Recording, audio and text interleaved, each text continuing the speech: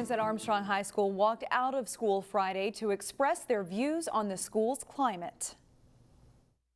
We want more diversity in our teachers so we can get more help. Our teachers and our staff should reflect us and they should support us. We are severely understaffed. Several hundred students gathered Friday afternoon on the front lawn of Armstrong High School. Their main complaints centered around the lack of diversity among the school's faculty. Several students said that the school's environment is tense. They claim that white students have directed racial slurs towards students of color, and Armstrong's white teachers don't know how to deal with that type of discrimination.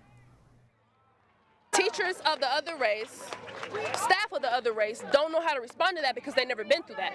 We need people like us in positions of power supporting us.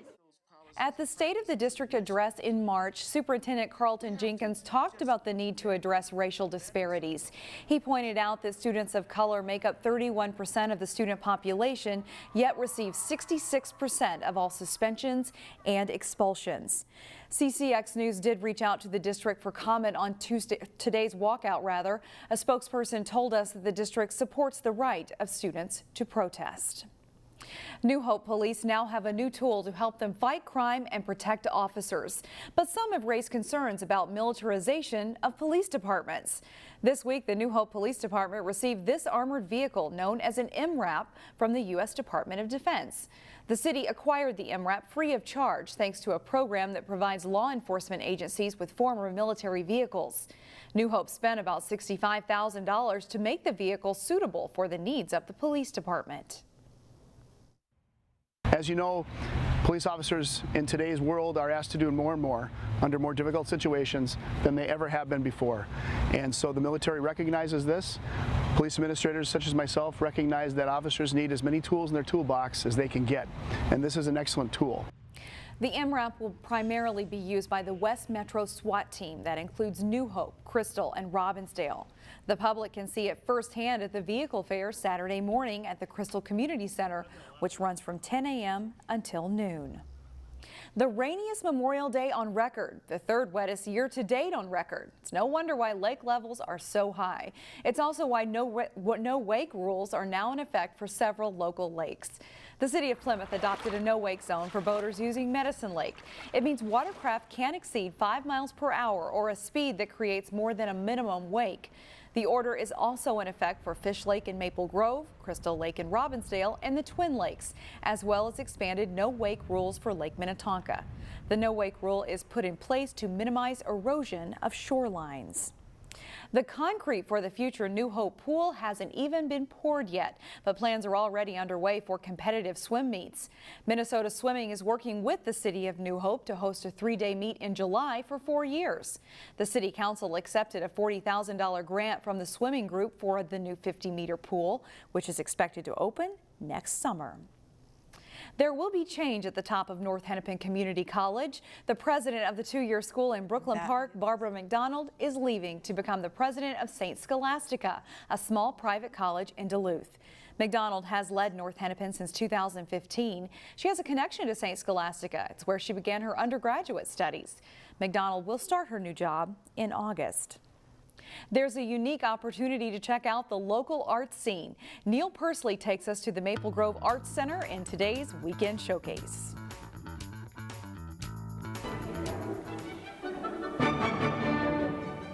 Harvey Schroeder is a retired Elk River area school district art teacher who gives oil painting lessons, and each year a group of his students have been displaying their art at the Maple Grove Arts Center. 53 paintings from 18 artists. Maple Grove Arts Center is not a huge space, so one of the challenges presented by the show was the amount of artwork we got. This is one of the biggest shows that's been in here in a long time. Which could be a challenge in an area with limited wall space. You know, I try to group things with like-minded colors and frames, and just so they don't pull attention from each other. I want them to all kind of cohesively just, you know, be pleasing to the eye when you're walking around the gallery. But I wanted to make sure they also had enough room for individual. You know, I wanted you to be able to look at one piece at a time and not be distracted. Various landscapes dominate the themes, but there is great diversity within the style of the landscape category. All of the pieces that you see are for sale, and the official opening night of the show is Thursday, June 6th from 6:30 to 9. It would be a great opportunity to meet the artists since the majority are from the Northwest Metro and expected to be present at the opening. The show runs from now through July 12th and is worth dropping in for a look-see. For Weekend Showcase from Maple Grove Art Center, Neil Persley, CCX News. Thanks, Neil. Did you know dragonflies are a good indication of how healthy a pond or lake is? You can learn more about these little predator insects at an event Sunday at the EASTMAN Nature Center. You'll go out with a naturalist and they'll fill you in on how to find them and how to catch them, how to hold them, so that you're careful and we don't do any damage. And then it's a little bit of citizen science. So the data we collect is going to be turned over to the Minnesota Dragonfly Society. Dragonflies are found in fields and woodlands as well as ponds and lakes. The event goes from 1 until 2:30 on Sunday at the EASTMAN Nature Center. Sandburg Middle School students began their 3-night run of Schoolhouse Rock Thursday night at Armstrong High School. You have through Saturday night to catch all of your favorite Schoolhouse Rock numbers. All shows are at 7 p.m. And we will leave you with a taste of their performance.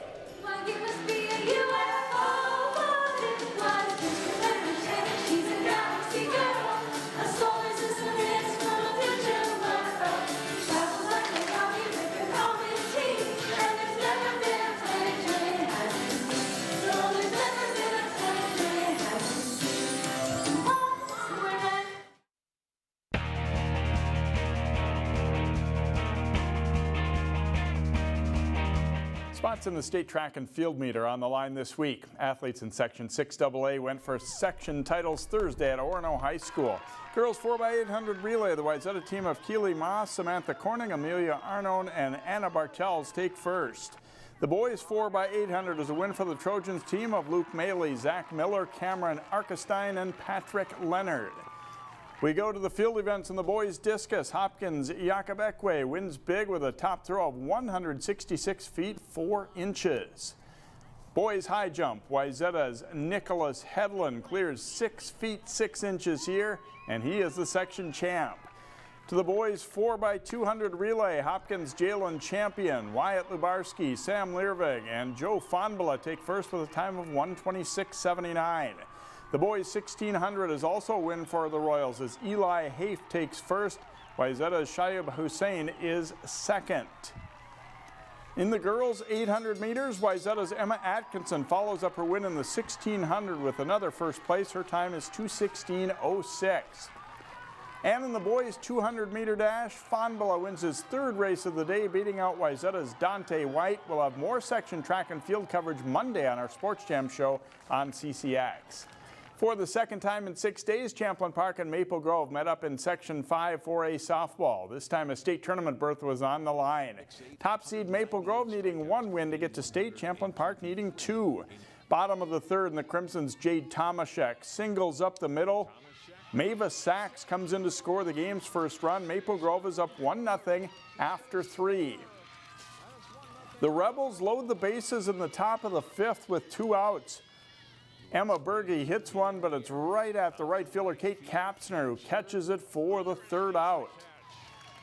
Tomaszek delivers the game's big blow in the home half of the 5th inning with a drive to deep left field to the fence. Corin Palanch and Dorothy Dueck score as Tomaszek doubles and Maple Grove builds a 3-0 lead. And pitcher Ava Dueck makes that hold up, throwing a shutout as the Crimson advance to the state tournament for the 8th time in school history. 3-0 Maple Grove is the final. The teams will seed on Saturday. Prep golfers in Section 5 3A teed it up Thursday as they made bids for the state tournament in 2 weeks.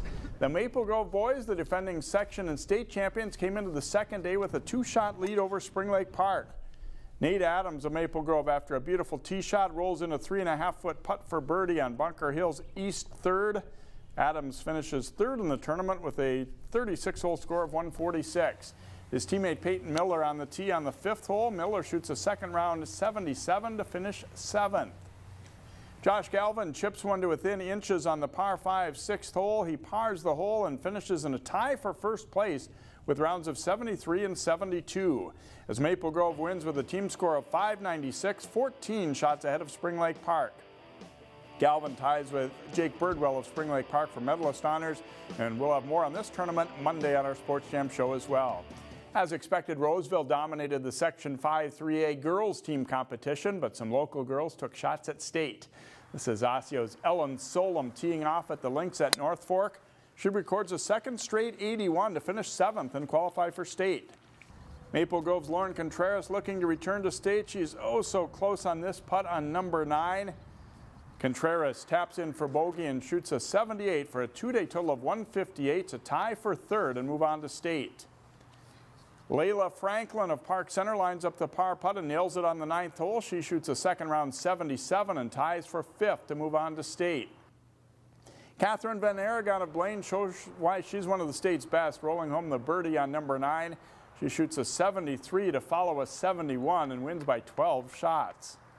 3 players tie at 170 for the final state qualifying spot. This is Jordan Lampker of Maple Grove.